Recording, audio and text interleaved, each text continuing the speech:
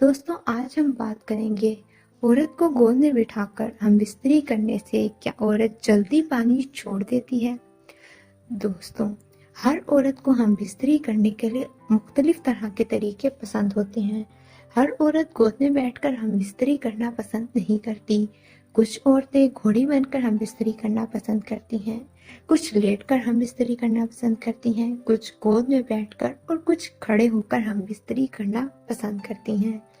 इसीलिए औरत जिस तरीके से हम बिस्तरी करना पसंद करती है उसी में वो जल्दी फारिग हो जाती है।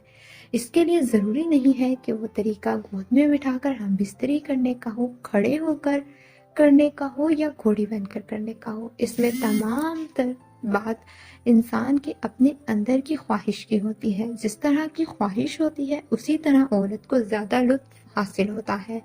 वो जल्दी गर्म होती है और जल्दी फारिग हो जाती है।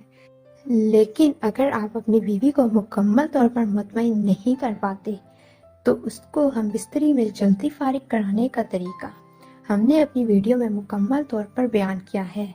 इस वीडियो का लिंक हम डिस्क्रिप्शन में देते हैं, जिसको क्लिक करके आप उस वीडियो को मुकम्मल तौर पर देख सकते हैं और जान सकते हैं कि बीवी को किस तरह से गर्म किया जाता है और किस तरह से उसे जल्दी फारिग किया जा सकता है।